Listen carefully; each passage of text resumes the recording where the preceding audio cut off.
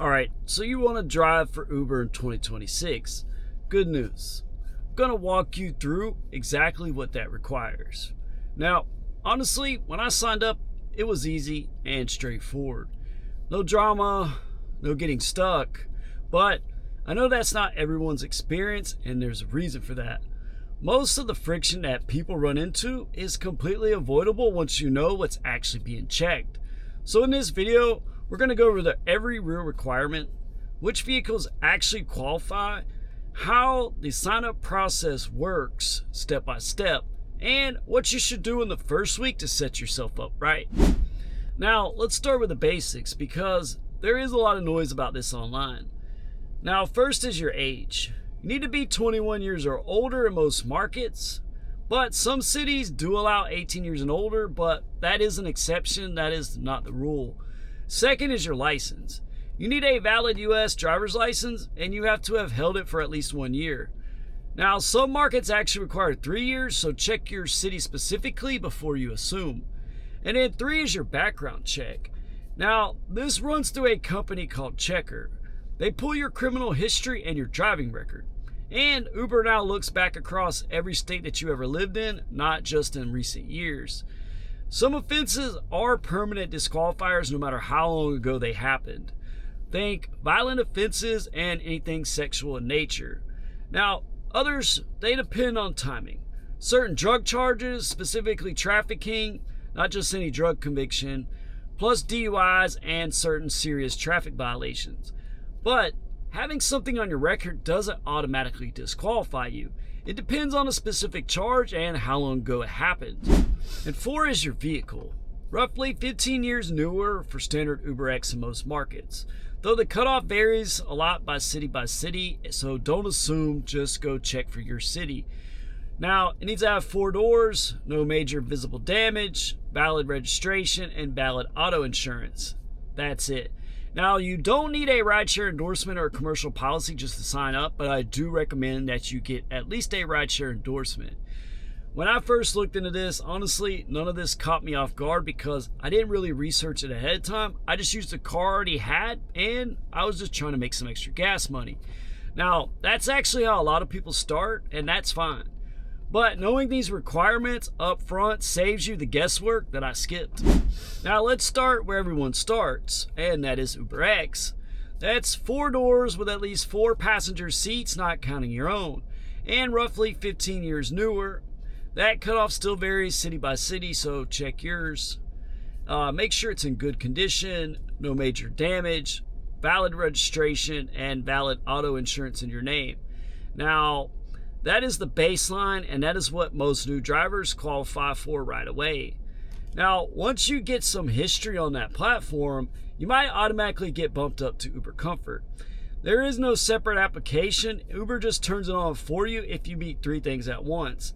At least 100 completed trips, 4.85 star rating or higher, and a qualifying vehicle, which generally means something newer with extra legroom, roughly within the last several years, depending on your city, usually about 7 years newer.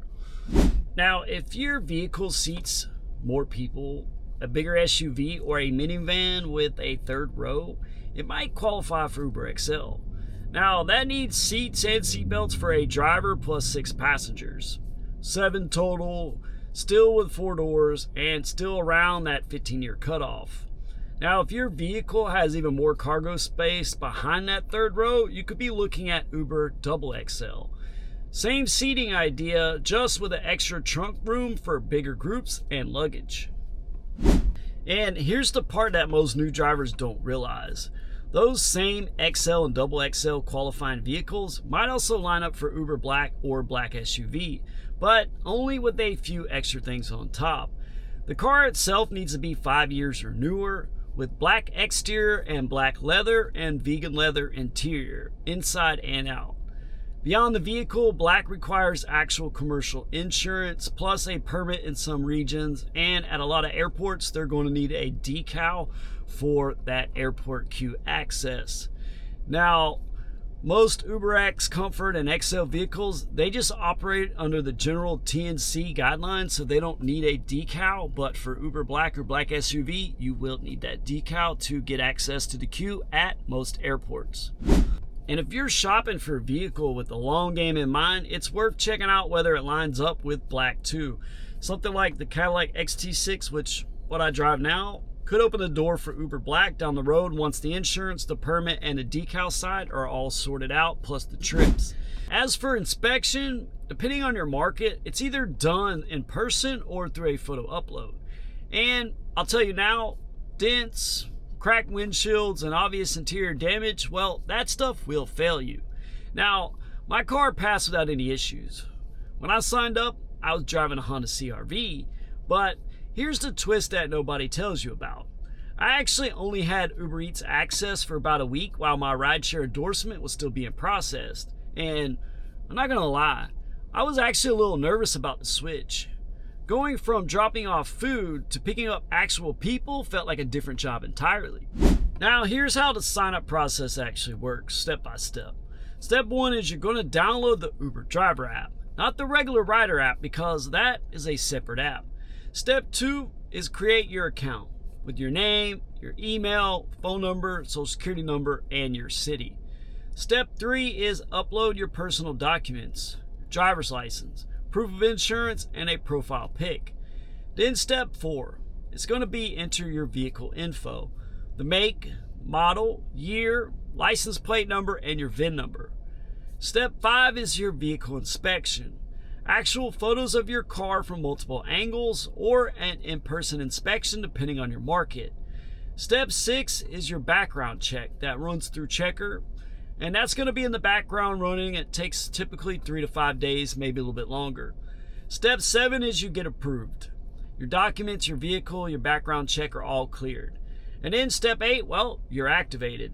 Now, it's not like a normal job. There is no orientation, no training call. It's literally, hey, you're good to go.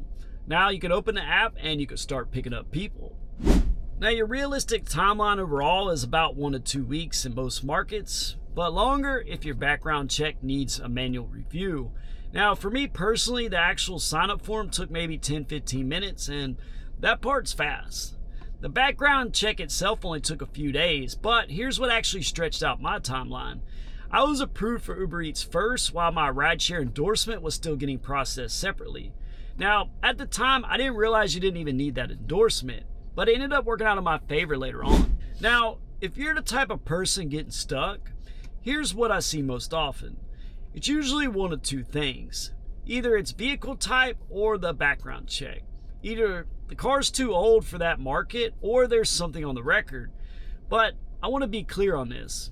A felony doesn't automatically disqualify you. It really depends on the actual charge. But excessive traffic violations or a DUI can absolutely stop the process or disqualify you outright. My advice is do your research before you apply. Get your rideshare endorsement squared away early and just be patient with the process. Don't panic if there's a wait. Now, this is the part that most new drivers skip, and it does cost them later.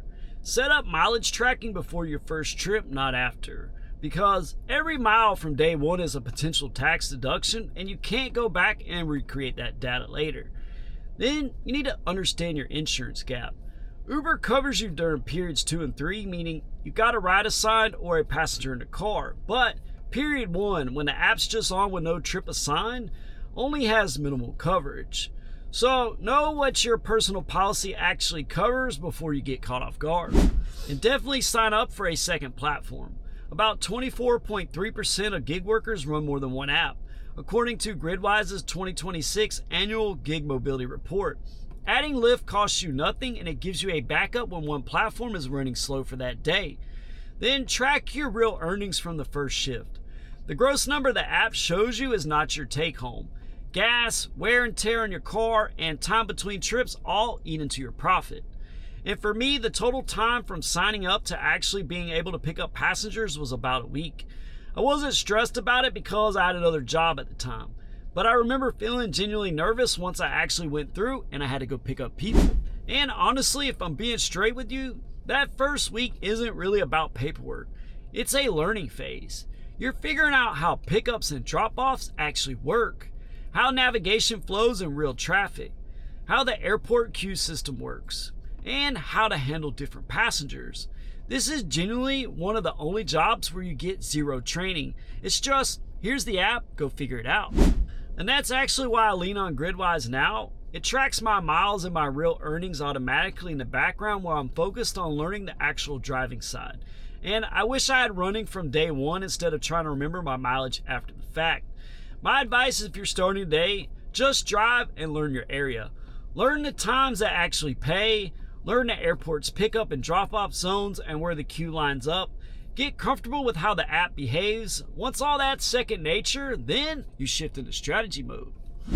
And here's the bottom line. Getting approved to drive for Uber in 2026 isn't hard once you know the requirements up front. Most of the friction people run into comes from paperwork delays and vehicle questions that they didn't see coming. But the requirements are only half the battle. What you set up in week one matters more than most new drivers realize.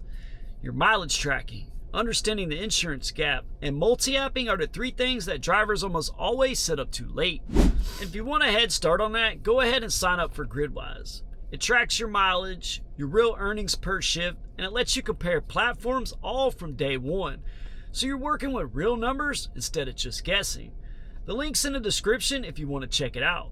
And if you're just starting out, let me know in the comments how your first day goes. I want to hear it. And thank you for watching the Gridwise channel.